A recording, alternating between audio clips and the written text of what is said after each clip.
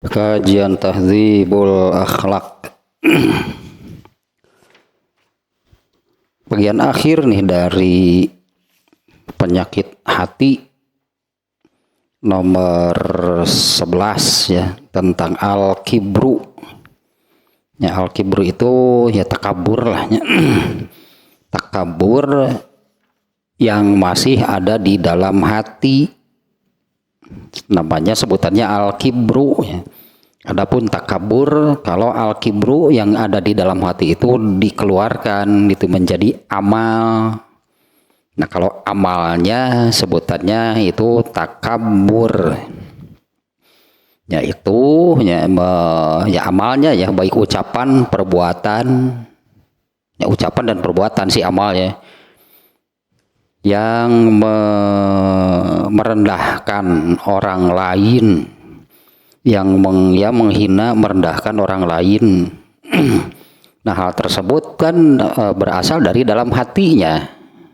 Di dalam hati itu seseorang itu dia memandang rendah orang lain, itu al-kibru. Kalau dimunculkan menjadi amalan atau ucapan yang demikian, yang merendahkan, yang menghina orang lain, itu takabur.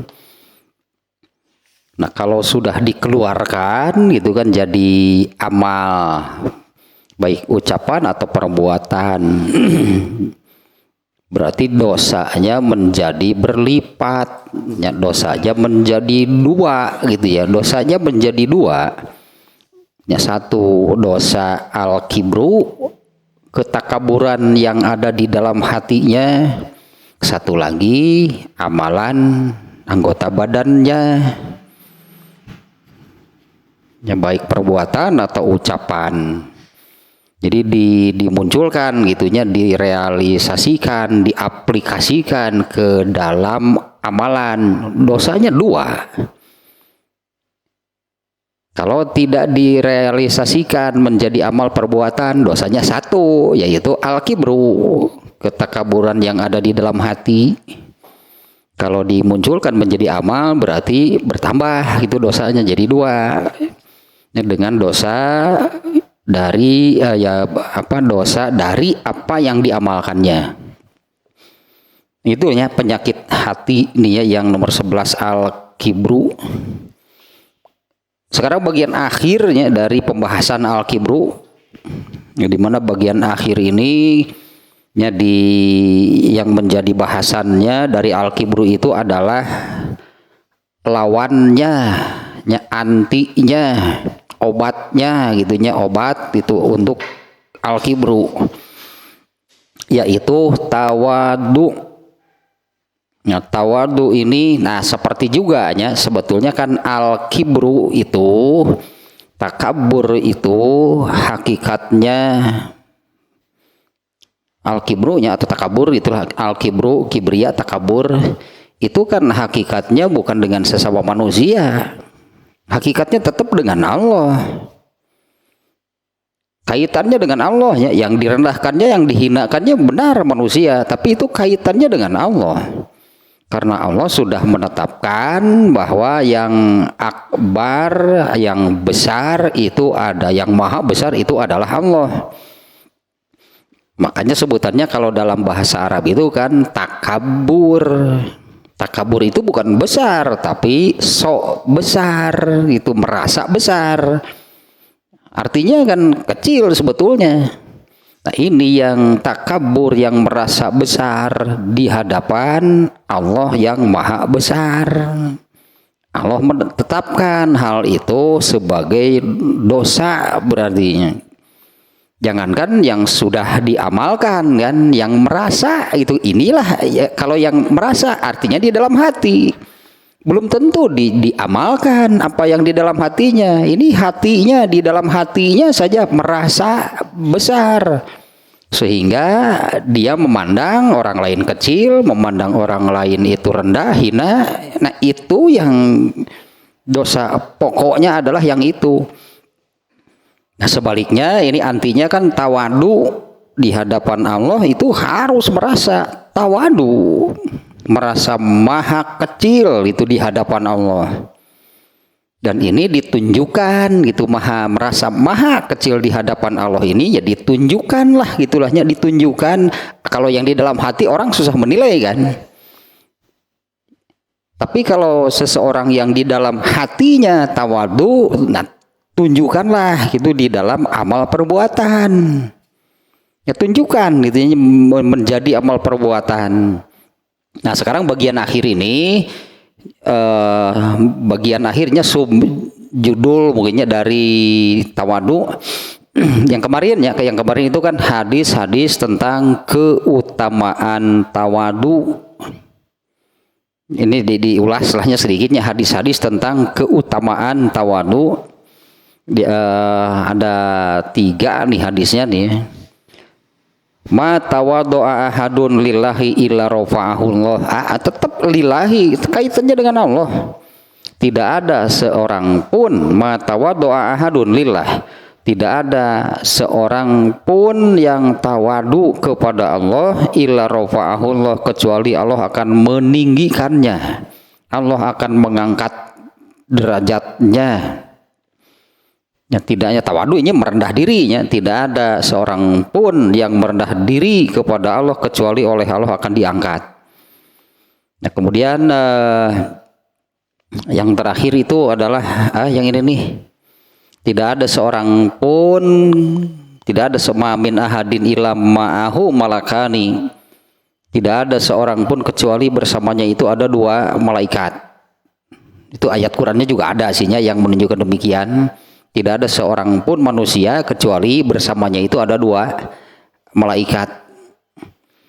Wa alaihi hikmatun, dan di atasnya itu ada hikmah. Yumsikanihi biha. Nah, di mana hikmah itu dipegang itunya oleh 2 malaikat tersebut. Fa in huwa rafa'ahu rafa'an nafsahu jabazaha. Apabila orang tersebut, seseorang itu meninggikan dirinya, ya takabur artinya di sini ya. Apabila seseorang itu meninggikan dirinya, jabazaha, maka hikmah yang ada di atasnya itu akan dibabetkeun bahasa Sunda mah. Hikmah yang ada di atasnya itu akan dibuang oleh 2 malaikat tadi. Kemudian kedua malaikat itu akan berdoa, Allahumma do'hu, ya Allah rendahkanlah dia, ya Allah hinakanlah dia. Wa in wado'a nafsahu qala Allahumma rafa'hu. Tapi jika seseorang tawadu merendahkan dirinya ya di hadapan Allah, maka Allah akan malaikat itu berdoa, ya Allah tinggikanlah orang tersebut atau tinggikanlah dia. Itulah diantaranya keutamaan. Dan yang satu lagi ini tentang halawatul ibadah. Ya, halawatul ibadah buah sih sebetulnya ya. Akhir gitu kan nyebuah gitu dari ibadah itu apa? Hasil dari ibadah itu, nah ini yaitu tawadu gitu. Hasil dari ibadah itu adalah tawadu. Itu yang ketiga hadisnya. Nah sekarang yang baru nih ya, bayanu tawadu'i khotamin nabiyyin. Penjelasan atau contoh persisnya nih ya, penjelasan tentang tawadunya. Di sini disebutnya khotamun nabiyyin, itu penutup para nabi-nya Rasulullah SAW yang dimaksud nih. Penjelasan tentang tawadunya Rasulullah SAW. Atau contoh-contoh ini ya, saya lihat di sini ada banyak, mungkin juga tidak seluruhnya nantinya nih, ada 14 nih contohnya. Tawadunya Rasulullah SAW.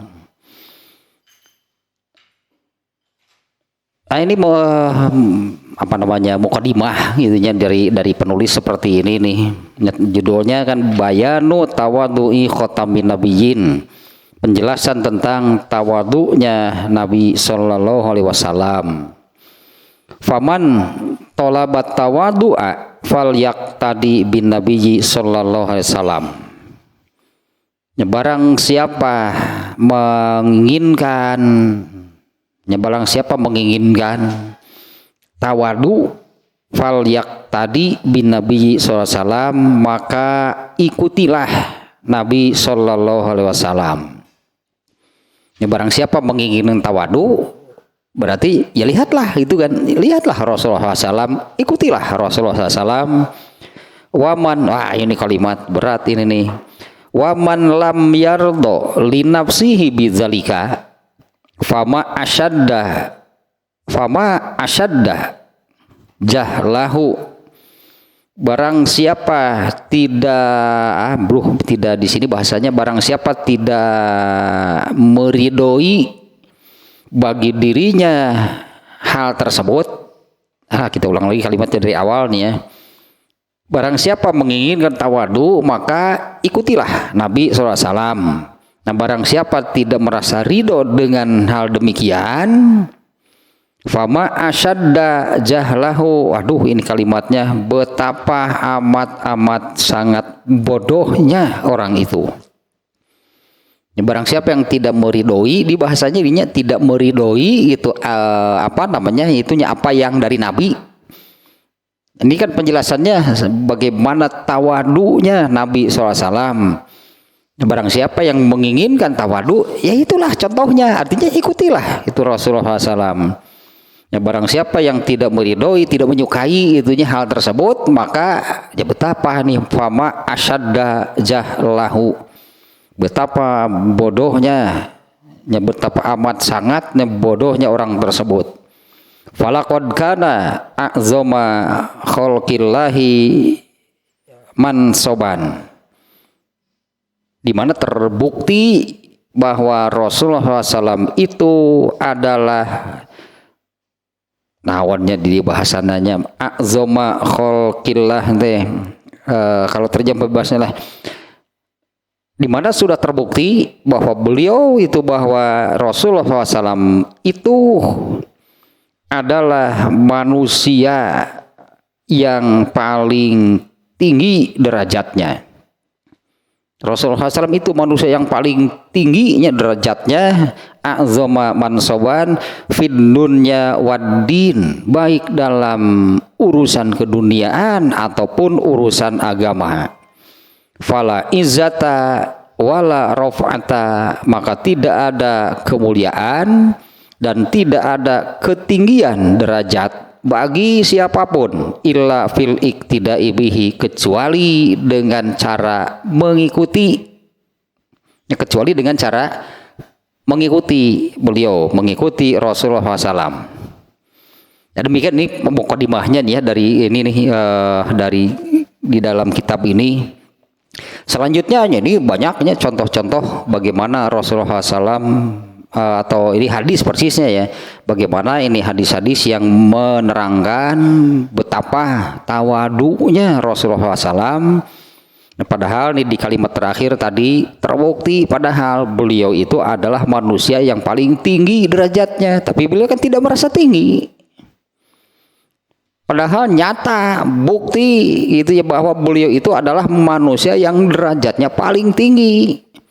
Tapi justru kan yang ada pada beliau itu adalah tawadu, tidak merasa tinggi, tidak merasa lebih hebat dari yang lain. Yang ini kemarin juga nih ya, karena ini kan al-kibru itu kan yang maknanya yang tadinya bahwa merasa dirinya itu lebih dari yang lain. Artinya itu sudah membandingkan kan dirinya dengan yang lain. Sebelum ke al-kibru pasti ujub, sebutnya pasti ujub dulu, di mana ujub ini memandang dirinya hebat tanpa membandingkan dengan yang lain. Ya, kalau ujubnya memandang dirinya hebat tanpa membandingkan dengan yang lain. Nah, kalau ujub ini dilanjutkan, diteruskan ke takabur gitu tahapannya, kemudian dia membandingkan dengan yang lain. Jadi tidak ada takabur tanpa ujub. Pasti ujub dulu, memandang dirinya hebat, lalu membandingkan dengan yang lain, dan dia merasa dirinya lebih hebat dari yang lain. Entah dalam urusan apa kan penyebabnya kemarin-kemarinnya sudahnya, bisa dengan hal-hal yang bersifat keduniaan bisa, atau hal-hal yang bersifat agama juga bisa, hanya merasa dirinya lebih hebat, lebih tinggi, lebih besar gitu dari yang lain. Nah Rasulullah SAW itu kan ya apanya sebetulnya, siapa yang bisa mengalahkan Rasulullah SAW dalam hal apa? Silahkan. Ya misalnya dalam hal apa seseorang itulah merasa lebih dari Rasulullah, gak akan ada siapapun. Rasulullah itu adalah jadilah manusia terbaik. Apa yang Allah anugerahkan kepada Rasulullah SAW itu kan di atas semua manusia. Kalau Allah itulah, kalau Rasulullah mau takabur mah akulah orang yang paling, dan itu memang benar kan, demikian sebetulnya. Akulah orang yang paling segalanya Rasulullah SAW. Mau urusan apa dengan Rasulullah SAW? Dengan, nah ini nanti juga ayatnya ada nih. Nantinya di bawah gitulahnya dalil-dalilnya. Ya siapa yang lebih dari Rasulullah SAW itu nggak ada. Ini kebetulan saja lihatnya untuk menunjukkan hal yang demikian nih. Ini judulnya apa nih ya, saya lupa lagi, sudah saya catat nih. Ini mungkin judulnya nih. Ini hadisnya menerangkan nanti situasi di akhirat, situasi di mahsyar. Ini Rasulullah ini yang ini nih. Hadisnya panjangnya tentang mahsyar. Awalnya seperti ini, Rasulullah bersabda nih. Nah beliau bersabda, aku pemimpin manusia pada hari kiamat. Tahukah kalian kenapa? Ini kalimat seperti ini. Akulah pemimpin seluruh manusia pada hari kiamat. Nah itulah diantara dalilnya. Kalau di sini disebutkan, falaqad kana a'zama khalqillah mansoban. Rasulullah SAW itu adalah manusia paling tinggi derajatnya. Fid dunya waddin, baik urusan keduniaan ataupun urusan agama. Ya urusan agama ilmu dan amal kan kemarinnya. Kalau urusan dunia itu apa? Ilmu dan amal. Ilmu siapa yang lebih tinggi dari Rasulullah? Amal siapa yang lebih baik dari Rasulullah? Kan gak akan ada. Urusan keduniaan juga sama. Urusan kekayaan, siapa yang lebih kaya dari Rasulullah? Nah, tapi kan Rasulullah rumahnya cuma seperti itu. Rasulullah saya mau punya kuncinya. Kalau saya mau gitu kan Rasulullah itu di antara bukan di antara, ada 5 kan, ada 5 hal, 5 perkara yang hanya Allah berikan kepada Rasulullah, bahkan kepada nabi-nabi yang lain itu tidak. Apalagi kepada yang bukan nabi. Dari yang 5 itu kan, aku diberi syafaat, artinya aku diizinkan, itu diberi oleh Allah, dibolehkan oleh Allah untuk memberi syafaat. Nabi yang lain enggak. Nah di antara yang 5 itu, ya ini yang satu adalah aku diberi kunci rahasia kekayaan dunia. Rasulullah kalau mau sekaya apa pasti jadi yang paling kaya. Adapun Rasulullah kan katakanlah memilih hidup sederhana, dia pilihan, itu bukan Rasulullah miskin. Siapa yang berani mengatakan Rasulullah miskin? Inilah manusia terhebat. Rasulullah SAW itu manusia yang paling hebat, manusia yang derajatnya paling tinggi. Nah dalil-dalilnya nih atau ayat dan hadis nih ternyata hanya yang menunjukkan Rasulullah SAW itu adalah manusia paling tawadu. Padahal Rasulullah SAW itu terbukti dengan hadis yang tadi, Allah mengangkat Rasulullah SAW itu sebagai pemimpin seluruh manusia pada hari kiamat. Kan paling hebat berarti kan, paling tinggi derajatnya, paling hebat, paling mulia gitulah Rasulullah SAW. Nah, bahkan hadis yang ini juga nih, doa setelah azan Doa setelah azan itu kan yang menjadi doanya itu adalah ati Muhammadanil wasilata wal fadilah. Kalau awalnya bukan doa sih, awalnya pernyataan. Allahumma robba hazihi da'wati tamah wassalatil qaimah ati Muhammadanil wasilata wal fadilah. Tanya ya doa nama ini yang doanya yang ini. Arti doa tersebut ati Muhammadanil wasilata wal fadilah. Al wasilah doanya itu adalah berilah Muhammad, bahkan disebutkan namanya ati Muhammadan, berilah Muhammad wasilata wal fadilah. Wasilah itu adalah satu tempat di akhirat nanti yang hanya Allah berikan kepada satu orang. Itu satu tempatnya yang hanya Allah berikan kepada satu orang. Dan dengan doa tersebut itu Nabi SAW lah yang akan menempatinya. Itu tempat paling istimewa gitulahnya dari semua manusia, itu hanya satu jatahnya. Dari semua manusia itu siapa sih orangnya? Rasulullah SAW.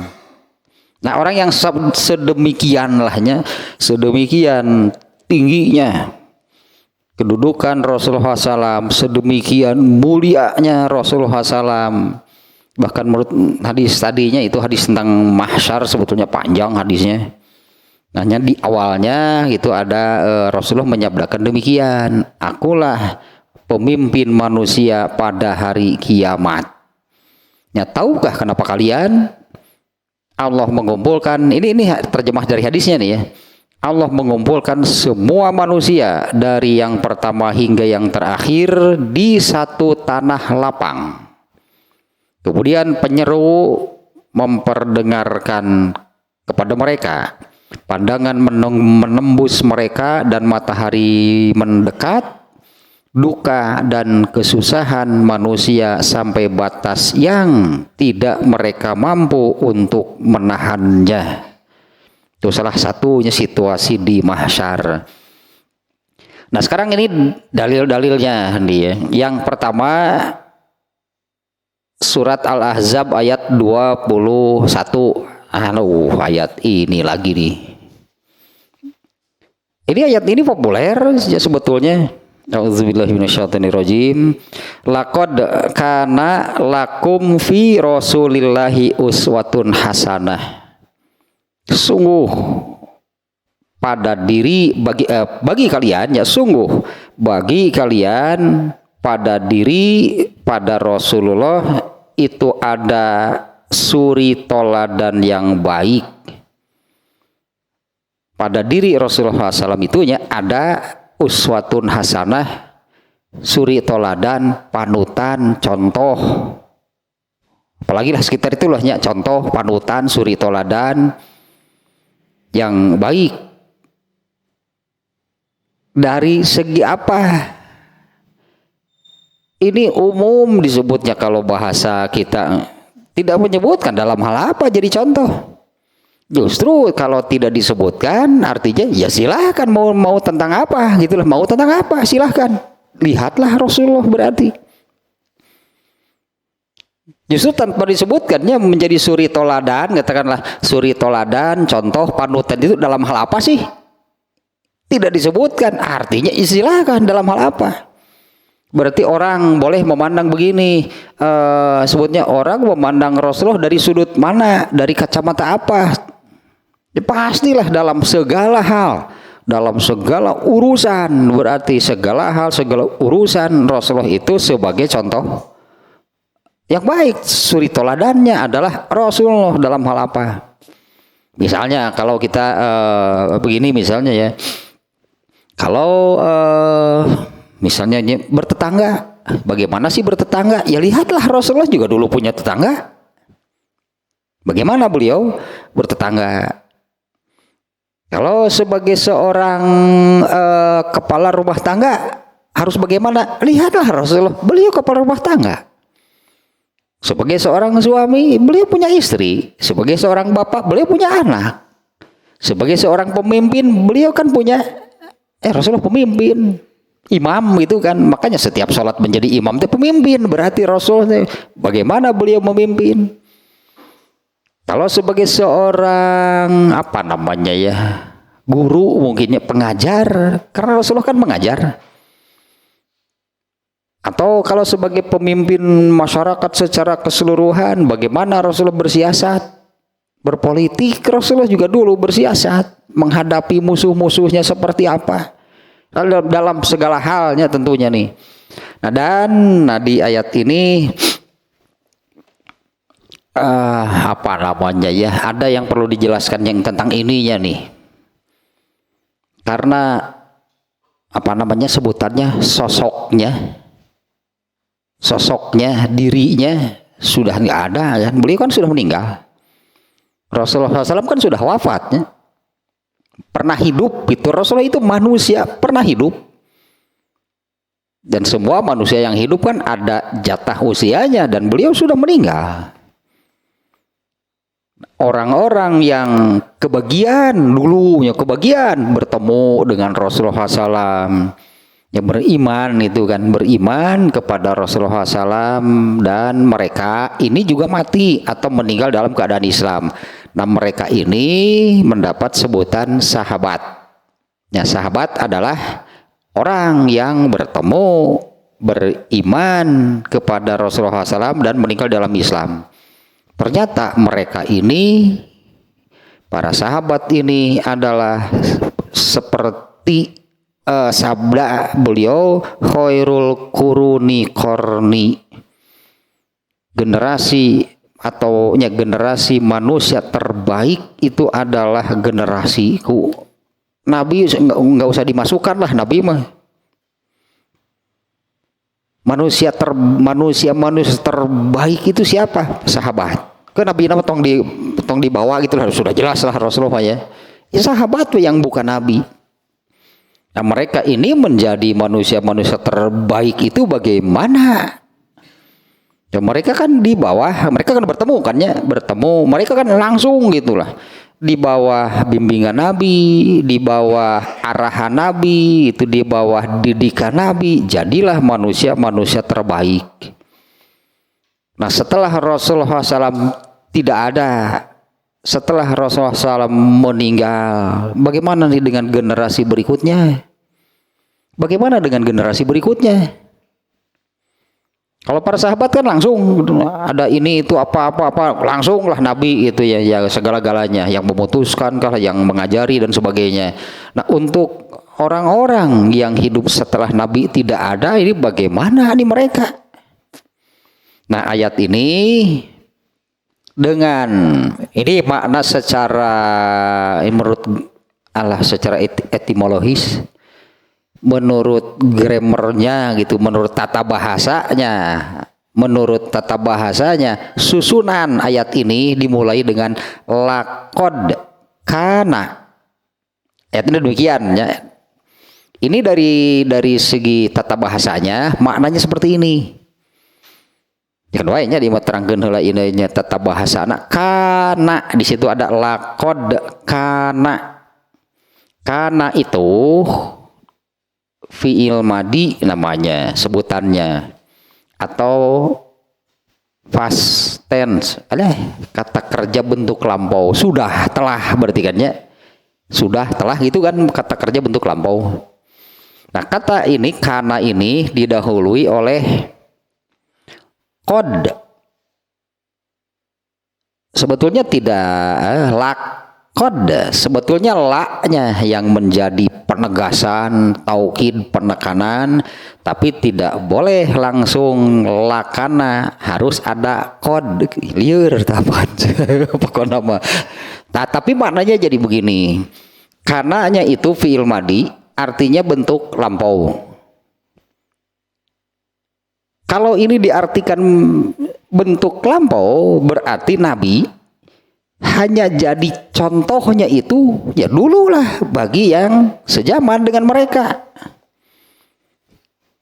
Nabi jadi uswatun hasanah itu kan contoh yang baiknya, contoh yang baik, panutan, suri toladan bagi siapa?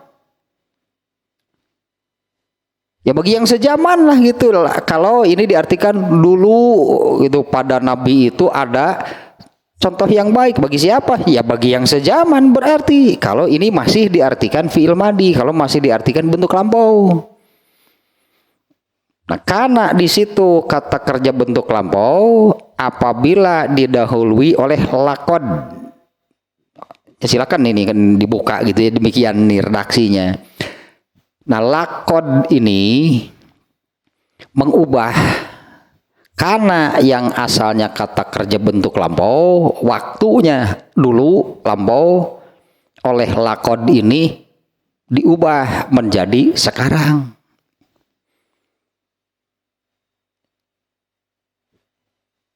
Jadi sekarang berarti artinya karena ayat ini kan akan ada tiap hari.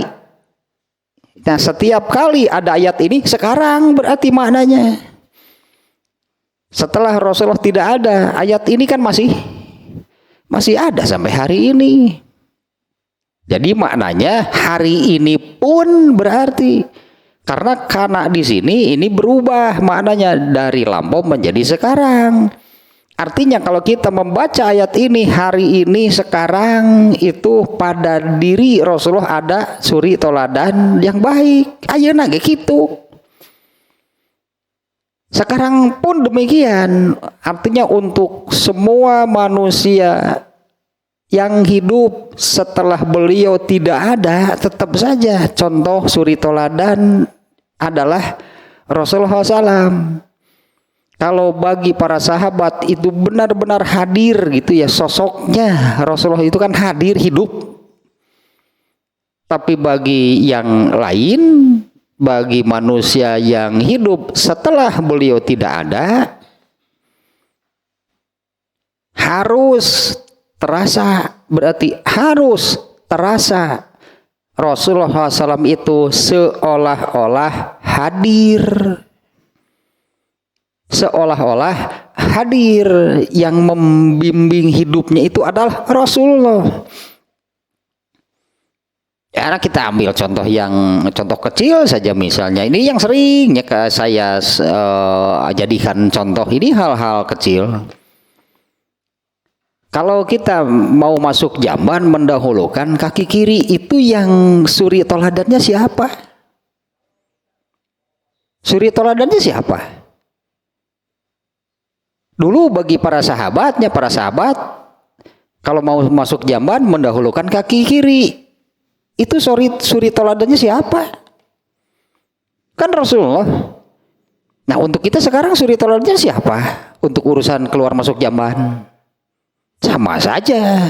Seolah-olah ini harus terasa seolah-olah Rasulullah itu hadir seperti yang dirasakan oleh para sahabat.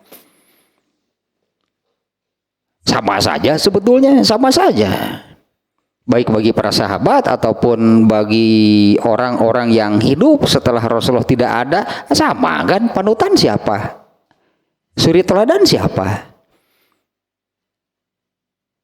Andainya dulu Rasulullah para sahabat, ya dulu para sahabat katakanlah ketika melakukan kesalahan, terus mereka itu kemudian lapor kepada siapa? Kepada Rasulullah. Kemudian oleh Rasulullah dikoreksi.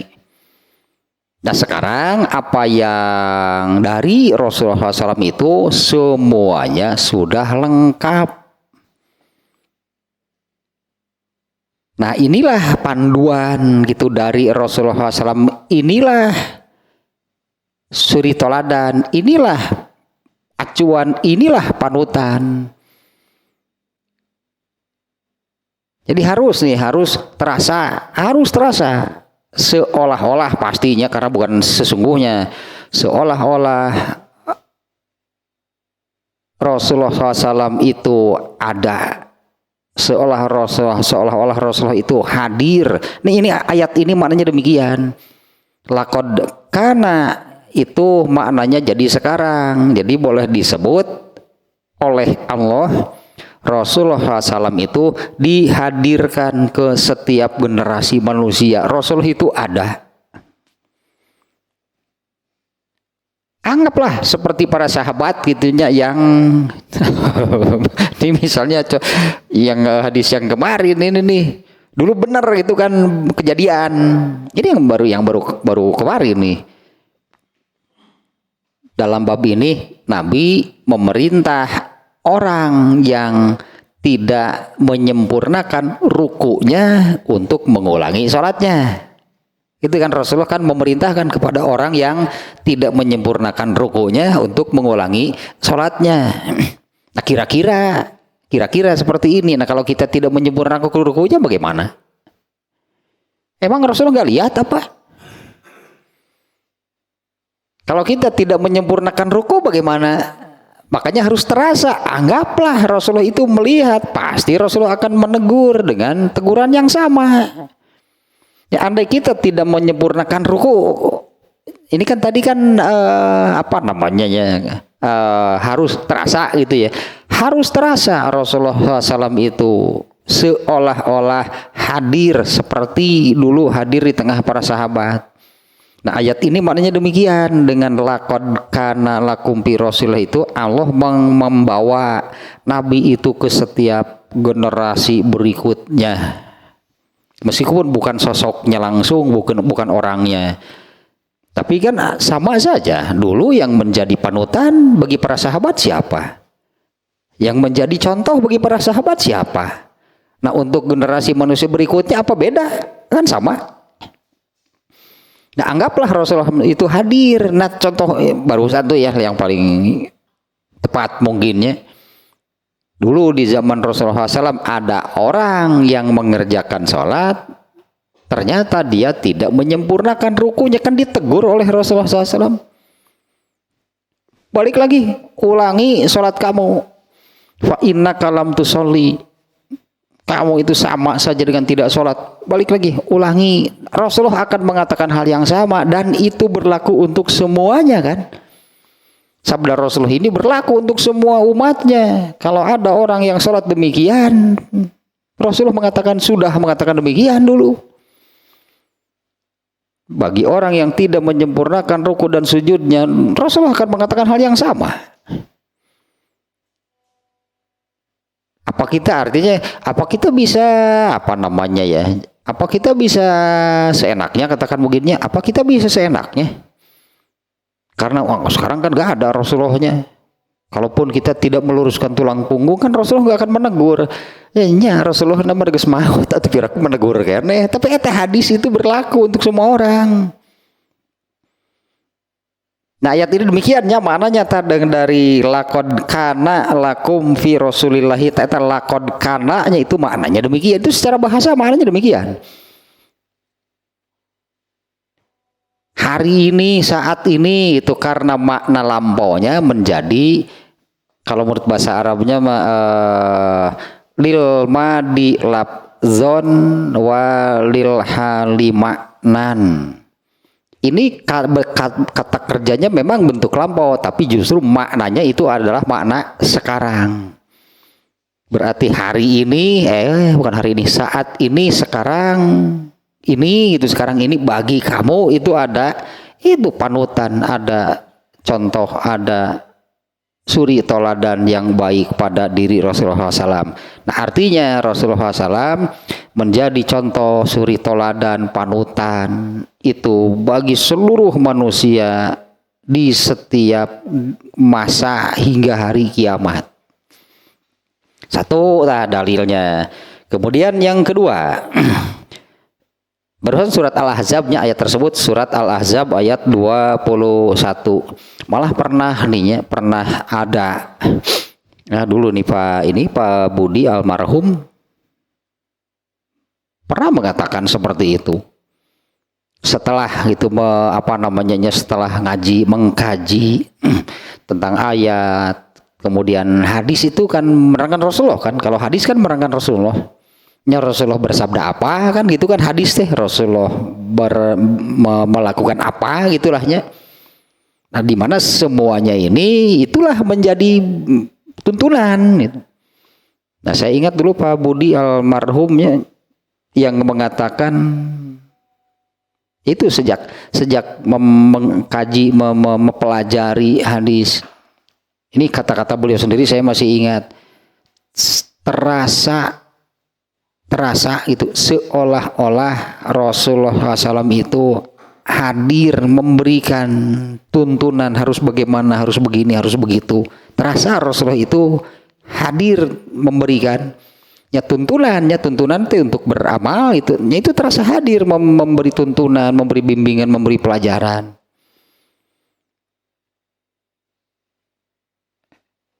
Entah disusah nih apa bisa gitunya sampai demikian gitu. Terasa Rasulullah itu hadir memberi tuntunan, memberi pelajaran, memberi bimbingan. Nah itu mungkin benar gitunya. Itulah yang terasa oleh beliau gitu. Rasulullah itu terasa hadir. Nah karena ayat ini maknanya demikian sebetulnya.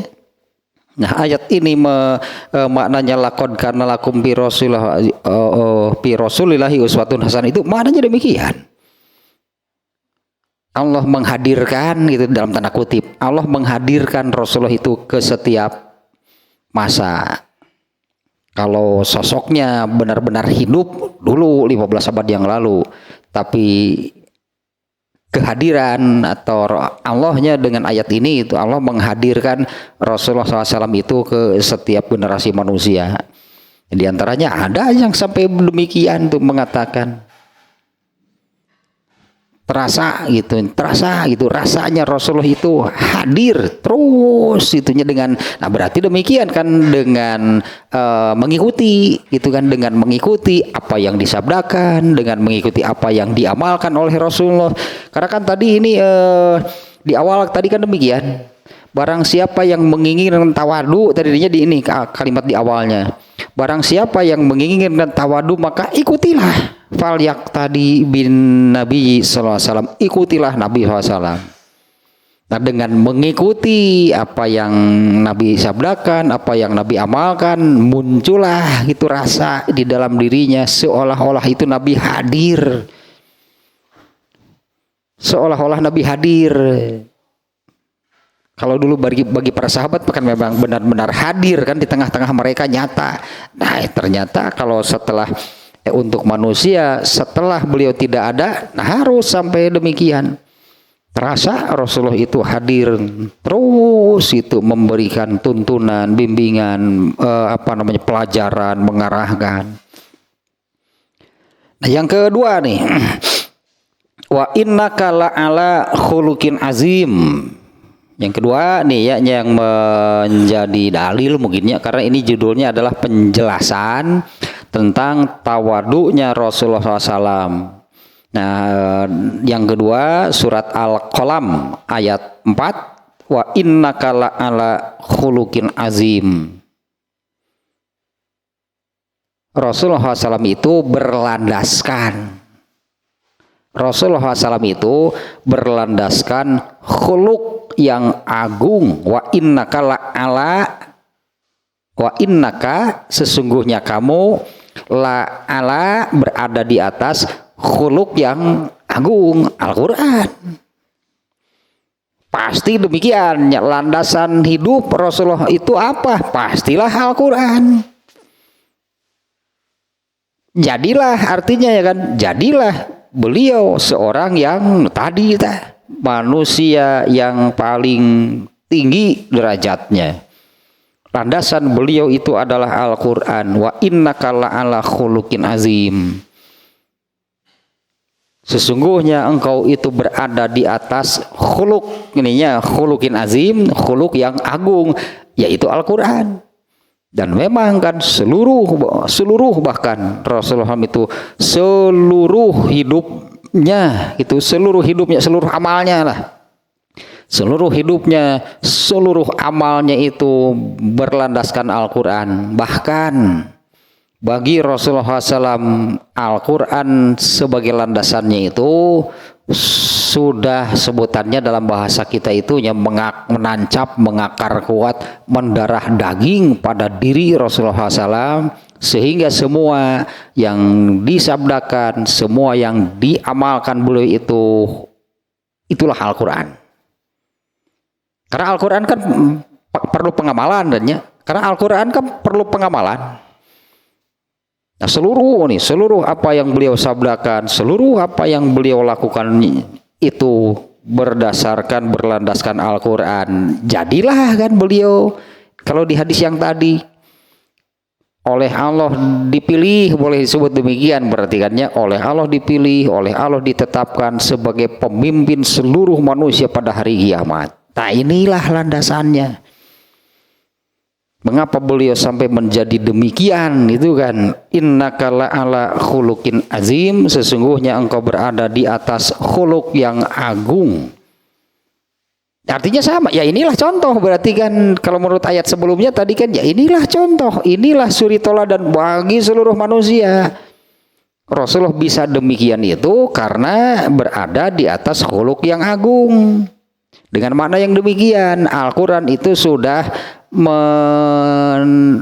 tertancap, mengakar, tumbuh dan mendarah daging pada diri Rasulullah SAW, sehingga semua yang disabdakan, yang diamalkan beliau itu itulah Al-Quran. Rasulullah itu Al-Quran berjalan, mungkin sebutannya kan dalam bahasa itu demikiannya, Al-Quran berjalan. Ya itulah suri toladan, itulah contoh. Artinya kalau kita ingin demikian bagaimana? Ya hiduplah berlandaskan Al-Quran. Amalkanlah Al-Quran. Al-Quran ya artinya ini, ya, jadikanlah Al-Quran sebagai khuluq. Itu kan makna khuluqnya sudah seringnya saya terangkan.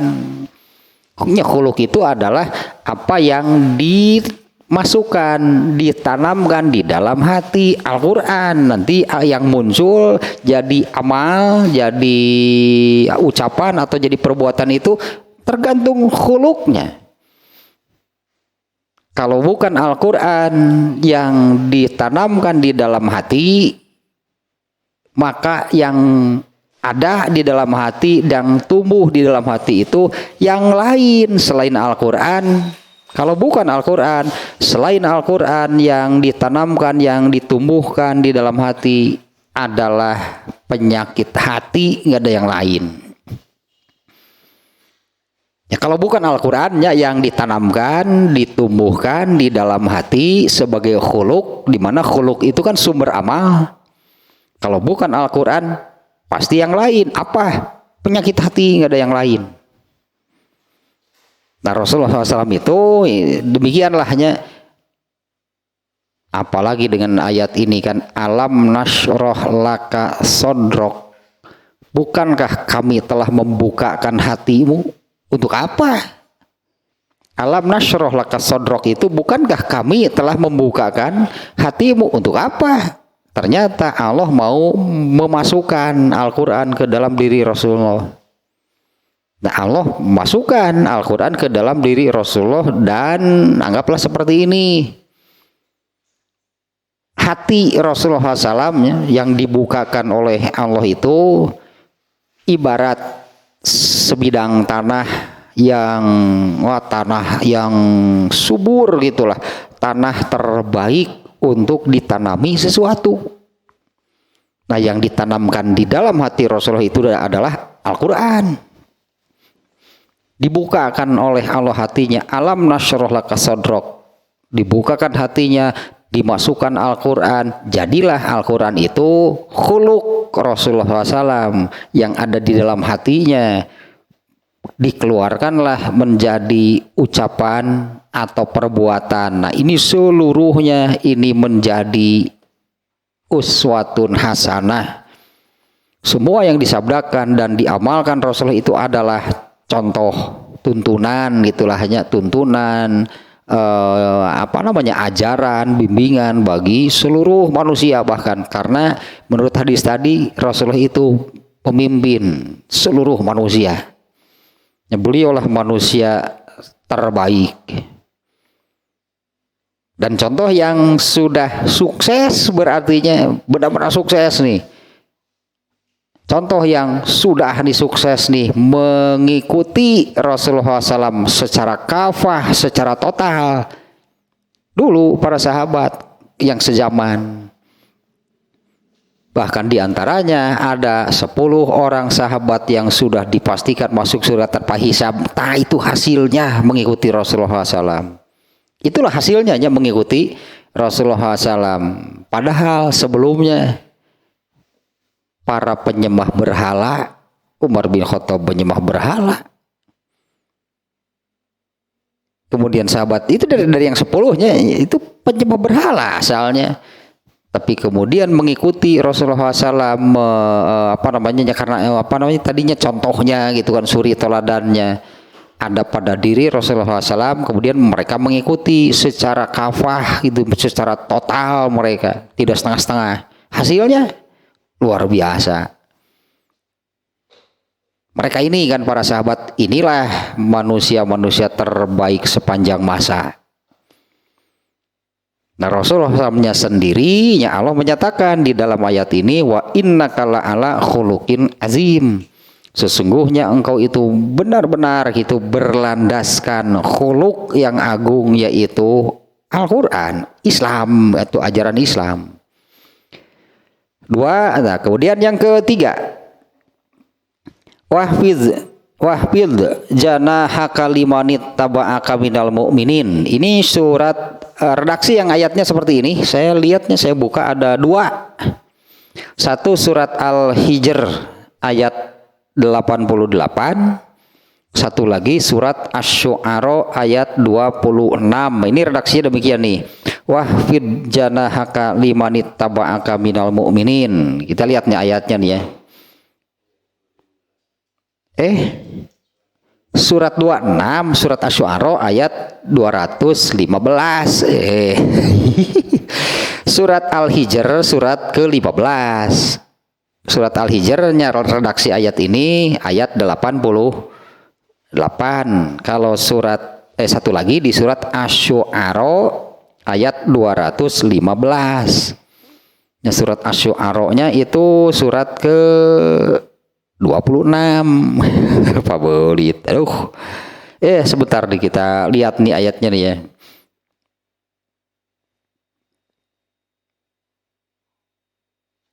Selain ini ada reaksi sebelumnya yang penting nih. Ini surat Al-Hijr-nya ayat 88, dilengkapnya seperti ini. La tamudanna ainaika ila ma matta'na bihi azwajam minhum walatahzan alaihim wahfid janahaka lil mu'minin. Janganlah sekali-kali kamu menunjukkan pandanganmu kepada kenikmatan hidup yang telah kami berikan kepada beberapa golongan di antara mereka. Janganlah sekali-kali kamu mengarahkan pandanganmu kepada kenikmatan hidup yang telah kami berikan kepada beberapa golongan di antara mereka. Jadi ulah kabitaku hirup batur gitu, karena mereka punya masalahnya sendiri sebetulnya. Karena setiap orang dengan ujian, semuanya juga dengan ujian, dengan bentuk ujiannya masing-masing. Janganlah kamu mengarahkan itu pandanganmu kepada kenikmatan hidup yang telah kami berikan kepada beberapa golongan di antara mereka, dan janganlah kamu bersedih hati terhadap mereka. Nah, ternyata ayat ini sih ke Rasulullah sihnya, hitobnya ayat ini ke Rasulullah. Janganlah kamu itu wahai Rasulullah, wahai Muhammad, mengarahkan, menunjukkan pandangan kepada kenikmatan hidup ini kepada terutamanya orang-orang kafir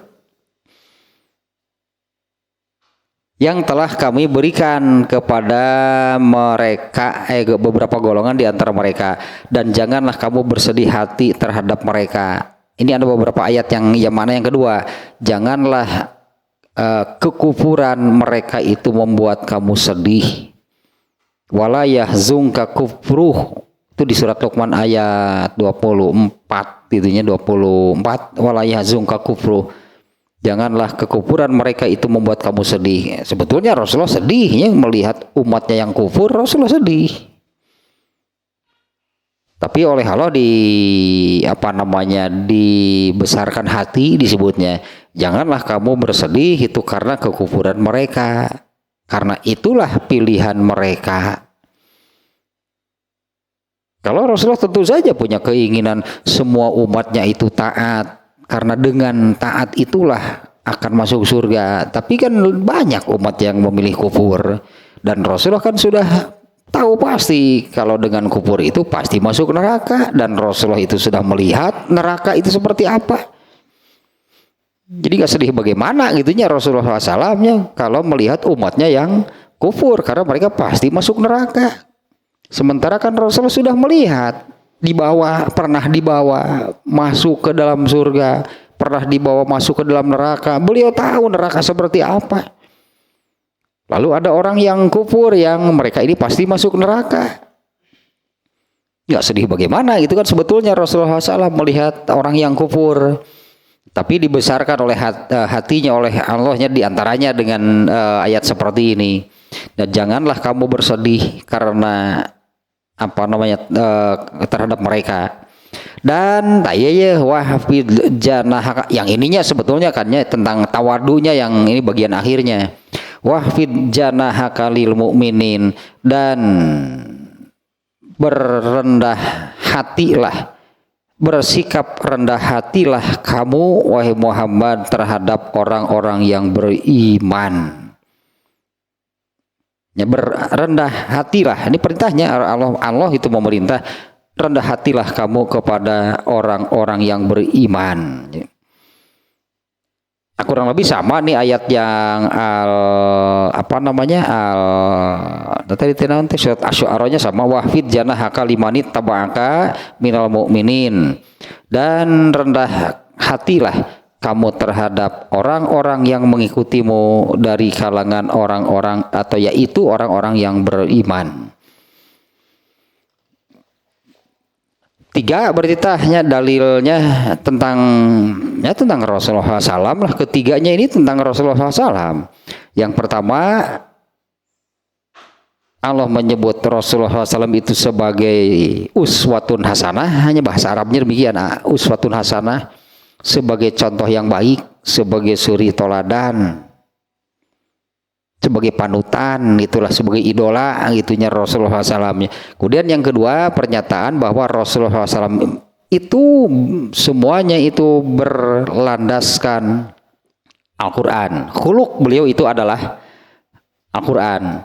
Nah kemudian yang ketiganya, Allah memerintah Rasulullah SAW itu untuk rendah hati, bertawadu nih. Rasulullah itu orang yang paling justru kan rendah hati, tawadu terhadap orang-orang yang beriman.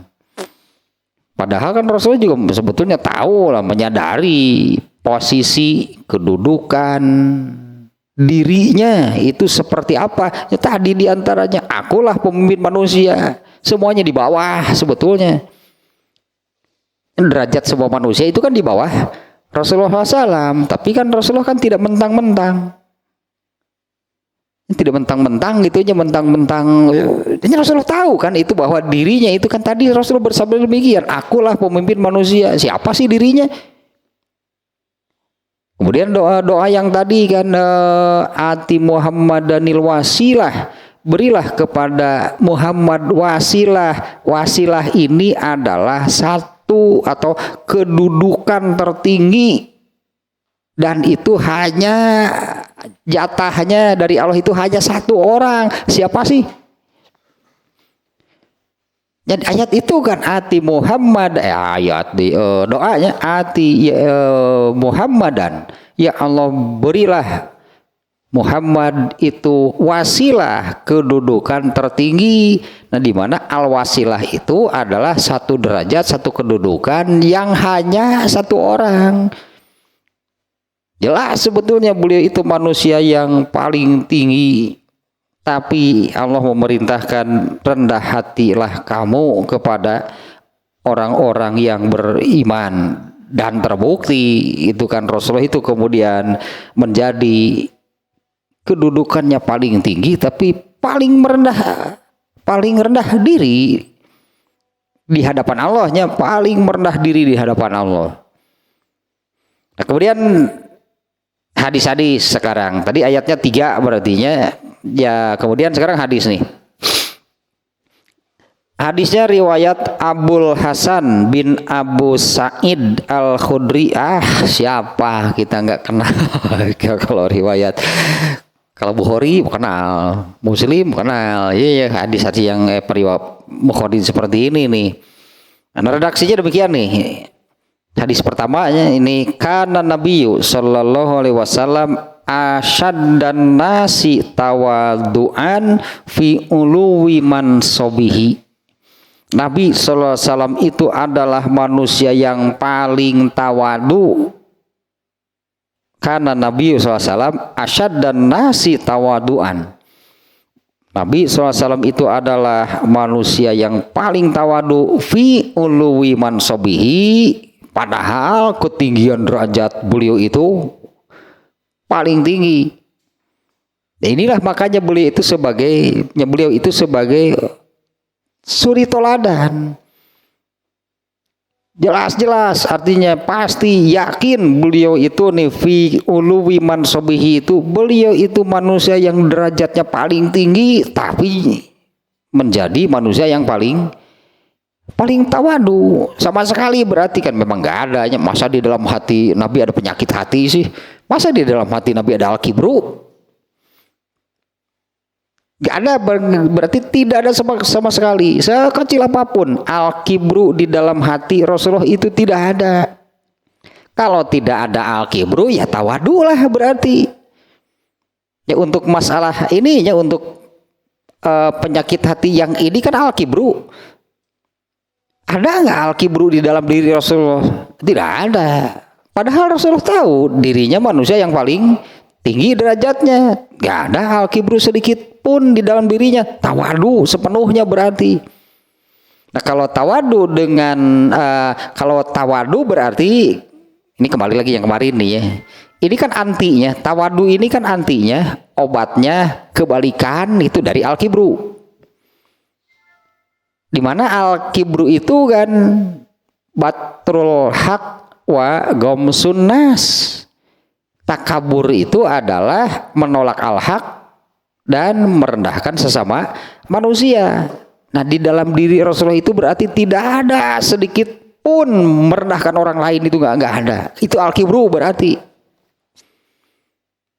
Padahal dengan kedudukan beliau yang sangat tinggi, sangat mulia, derajatnya paling tinggi, derajatnya paling mulia, bersih dari al-kibru. Artinya kan pada diri Rasulullah SAW itu tidak ada sedikit pun merendahkan orang lain. Ya kan al-kibru itu justru kan takabur, al-kibru itu kan batrul haq wa gomsun nas, menolak al-haq. Kalau Rasulullah kan orang yang paling menerima al-haq. Dan satu lagi kan yang namanya al-kibru, takabur itu kan batrul haq wa gomsun nas, merendahkan orang lain. Nah Rasulullah itu bersih sama sekali dari hal yang demikian. Kalau tidak ada al-kibru di dalam hati, berarti yang ada sebaliknya. Semua nih kalau kita ingat penyakit hati yang sebelum-sebelumnya yang sudah kita kaji itu ya, misalnya kalau ada orang yang di dalam hatinya itu kufur, obatnya adalah iman. Kalau orang ada iman di dalam hatinya berarti dia tidak kufur, berarti dia bukan orang kafir. Kalau kekufuran yang ada di dalam hatinya berarti dia tidak beriman. Kurang lebih demikian, itu sama artinya. Pada diri Rasulullah itu atau pada ini redaksinya demikiannya, karena Nabi sallallahu alaihi wasallam asyaddan nasi tawadu'an fi uluwi mansobihi. Rasulullah SAW itu adalah manusia yang paling tawadu. Nah maknanya berarti demikian. Kebalikan dari takabur. Takabur itu batrul haq wa gomsun nas. Rasulullah itu justru sebaliknya. Beliaulah orang yang paling menerima sepenuhnya, bahkan itunya sepenuh hati, itulah menerima sepenuh hati al-haq. Dan satu lagi, gomsun nas, merendahkan orang lain, itu tidak ada. Kemudian berikutnya nih, Nah ini contoh-contoh amalan, ini contoh amalan nih Rasulullah SAW-nya yang menunjukkan tawadu. Satu, ini hadisnya agak panjang sebetulnya nih ya. Ini hadisnya agak panjang, tapi ini potongannya saja yang menunjukkannya ketawaduan Rasulullah SAW. Potongan hadisnya seperti ini nih. Wa kana yarkabul himaro muwaqqafan alaihi qatifatan wa kana ma'azalika yastardifu. Rasulullah SAW itu pernah mengendarai seekor himar, seekor keledai yang diberi pelana itu dari kain. Wa kana ma'azalika yastardifu, dan saat itu beliau membonceng. Rasulullah membonceng di keledai ente gengsi. Rasulullah itu harus naik kuda sendirian sebagai lah gitu loh, sebagai itu nggak bonceng biasa itu. Rasulullah itu membonceng orang itu Rasulullah biasa. Ini yang diboncengnya saat itu adalah siapa tadi tanya, ini sudah saya kasih tanda juga nih. Ini muttafaq alaih nih. Ini Bukhari dan Muslim ya, sudah saya kasih tanda. Kalau di Bukhari ini hadis nomor 2000 berapa nih, 2765. Coba kita lihat nih, cepat tentunya. Ini dibonceng nanti Usamah bin Zaid itu saya teh. Nah ini nih, Rasulullah SAW mengendarai keledai di atas ataunya yang diberi pelana yang terbuat dari kain yang lebar, dan beliau membonceng Usamah bin Zaid di belakangnya. Padahal Usamah bin Zaid itu hamba sahaya, mantan lah mungkin. Bukan, kalau Usamah bin Zaid ini bukan mantan hamba sahaya, bapaknya Zaid bin Sabit. Bapaknya nih ya, Zaid bin Sabit, dia itu mantan hamba sahaya. Anaknya, ini kan Zaid bin Sabit, dia mantan hamba sahaya yang dibebaskan oleh Rasulullah SAW. Punya anaknya Usamah bin Zaid. Nah ini anaknya Usamah bin Zaid dibonceng oleh Rasulullah SAW. Ya, mantan hamba sahaya, kan kebayanglah hamba sahaya di mana waktu itu kan masih adanya, masih berlaku perbudakan. Di zaman Rasulullah SAW itu masih adanya yang namanya perbudakan. Bahkan ayat ini kan ayat Jumat, kewajiban Jumat, kewajiban ibadah Jumat itu ayatnya itu kan kewajiban Jumat itu ya ayyuhallazina amanu idza nudiya lis-sholati yaumil jumu'ah. Wahai orang yang beriman, jika kamu diseru untuk ibadah Jumat, ya intinya demikiannya, fas'au ila zikrillah, bersegeralah. Penuhi artinya kewajiban Jumat itu. Kemudian Rasulullah bersabda yang mengecualikan. Siapa sih? Ada yang dikecualikan, tidak wajib Jumat. Al-Jum'atu hakun wajibun ala kulli muslimin fi jama'atin ila ibadah Jumat itu hak wajib bagi seluruh kaum muslimin kecuali ada 4 yang dikecualikan. Ilam ro'atan, perempuan, kemudian abdan mamlukan, hamba sahaya tidak wajib Jumat. Kenapa demikian? Karena hamba sahaya di zaman Rasulullah itu kan di kandangan, namun kandangnya itu dibuka mau bisa Jumahan. Di kandangan hamba sahaya mau lain di imahan. Hamba sahaya mau di kandangan lain di imahan, itu masa tengah jalan tuh. Ada pasarnya, pasar untuk hamba sahaya. Bukan masih nggak jual domba, lamun butuh duit jual. Dulu hamba sahaya bisa demikian. Ya kenapa hamba sahaya itu dikecualikan tidak wajib Jumatnya, mau keluar bagaimana ikut Jumatan kalau dikunci oleh pemiliknya? Kan tidak bisa. Aduh, masih berlakunya, artinya mereka itu anggaplah setengah manusia. Disebut jelema gitu, tapi gitu nasibna perlakuan orang. Disebut satu ada jelema atau kumaha. rendah gitulahnya, bahkan bisa diperjualbelikan. Tapi Rasulullah SAW ini membonceng seorang anak mantan hamba sahaya, tawadu nanti. Rasulullah tidak merendahkan, ini berartinya tidak merendahkan Zaid bin Sabit, bapaknya yang mantan hamba sahaya, bahkan Rasulullah sendiri yang membebaskannya. Dan juga tidak memandang rendah anaknya Usamah bin Zaid. Bahkan ini ada hadis salah satunya yang paling dicintai oleh Rasulullah itu adalah ini nih Usamah bin Zaid. Usamah bin Zaid itu pernah diangkat oleh Rasulullah menjadi panglima perang, pemimpinnya yang memimpin perang di di Palestina, di Syam sih sebetulnya. Padahal di antara yang dipimpinnya itu ada Umar bin Khattab. Ada nyonya Umar bin Khattab, seseorang sekelas Umar bin Khattab lah, itunya dipimpin oleh Usamah bin Zaid, anak mantan hamba sahaya dan umurnya masih belasan. Rasulullah menunjuk Usamah bin Zaid untuk perang ke Syamnya saat itu ya. Ya orang-orang seolah-olah mencibir gitulah. Nah, kenapa ya Rasulullah itu menetapkan mengangkat pemimpinnya ini Usamah bin Zaid? Tapi tidak ada yang berani sih menanyakan kepada Rasulullah. Nah, semuanya berangkatlah. Umar bin Khattab juga taat karena ini Rasulullah yang memutuskan. Ternyata dari semua perang yang dilakukan oleh kaum muslimin saat itulahnya, karena perang itu ada yang Rasulullah ikut, ada yang Rasulullah tidak ikut. Dari semua perang yang dilakukan oleh kaum muslimin atau para sahabat, inilah satu-satunya perang di mana tidak ada sahabat satupun yang gugur. Paling sukses justru. Tidak ada satupun sahabat yang gugur waktu dipimpin oleh Usamah bin Zaid. Dibonceng tah Rasulullah gengsi enggak? Tah ini contoh nih ya. Rasulullah tidak gengsi. Naik keledai gitu membonceng Usamah bin Zaid, padahal ya itulah Usamah bin Zaid itu manusia setengah dewa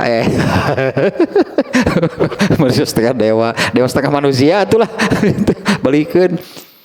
Kalau ya namanya hamba sahaya, anaknya katakanlah kalau dari segi fisik hanya gitulah, namanya juga mantan hamba sahaya. Tapi kan Rasulullah tidak memandang, dan Allah pun kan sebetulnya tidak memandang manusia kan. Manusialah yang menetapkan adanya perbudakan, bukan Allah yang menetapkan. Tapi karena saat itu sudah berlangsung perbudakan, nah justru oleh Islam perbudakan itu dikikislah sedikit demi sedikit. Allah menetapkan beberapa pelanggaran gitu. Allah menetapkan beberapa pelanggaran di dalam agama Islam itu tebusannya adalah membebaskan hamba sahaya. Eta tuh untuk sedikit-sedikitnya perbudakan itu dihapuskan. Nah ini Rasulullah juga kan seolah-olah Rasulullah itu merendahkan dirinya dan mengangkat Usamah bin Zaid yang rendah asalnya kan ya hamba sahaya gitulah siga tadi nasibnya dikunci kandang nage itu bisa jumahan. Artinya Rasulullah merendahkan dirinya dan mengangkat jadi sejajarlah itu manusia. Ini kan contoh luar biasa ya. Rasulullah mau membonceng seorang anak mantan hamba sahaya, diangkatlah derajat mereka itulahnya oleh Rasulullah SAW. Jadi Rasulullah di sana justru kan merendahkan dirinya dan mengangkat hamba sahaya sehingga sejajar manusia itu sama. Yang ini juga kan kemudian perbudakan itu oleh Allah dihapuskan. Tahu salah tuh kakak hiji hadisnya ge 14 ya teh 14 ya teh udah contohnya luar biasa seperti sederhana kan. Karena hadisnya juga yang tadi redaksinya hanya demikian nih, ini Bukhari-nya saya baca di Bukhari seperti itu redaksinya. Apa sih yang diterangkan yang dimaksud dengan hadis ini? Ya, redaksinya yang panjang ada nih ya, tapi yang ada yang ringkas seperti ini. Rasulullah SAW mengendarai seekor keledai yang diberi pelana dari sebuah kain yang lebar. lalu membonceng Usamah bin Zaid di belakangnya. Hanya demikian redaksinya. Apa sih yang diterangkan oleh hadis ini? Ya, apa sih yang dimaksud oleh hadis ini ya, yang menerangkan Rasulullah naik keledai membonceng Usamah bin Zaid? Terus cek urang teh, terus masalahnya apa? Gitu. Ternyata kan ini masalahnya nih, betapa gitu tawadunya Rasulullah SAW. Karena Usamah bin Zaid itu ternyata dia ini anak seorang mantan hamba sahaya, diangkatlah derajatnya. Rasulullah merendahkan diri. Padahal beliau itu kan manusia dengan derajat yang paling tinggi. Beliau menurunkan, itulah merendahkan dirinya dan mengangkat Usamah bin Zaid jadi sejajar, kan bareng naik keledainya. Sejajar kan sama, ya, sampai orang menceritakan nih ada kejadian seperti ini. Rasulullah naik keledai membonceng Usamah. Guys, begitu unggul. Terus naon masalahnya? Coba dari hadis ini. Masalah buat lo kalau Rasulullah membonceng Usamah? Enggak ternyata. Ya, justru di sini pelajaran yang sangat berharga, pelajaran yang sangat tinggi. Inilah tawadunya Rasulullah. Pada beliau itu manusia yang derajatnya paling tinggi. Makanya kan tidak mentang-mentang, tidak merasa apa Usamah bin Zaid mantan hamba sahaya. Wah, mau Rasulullah.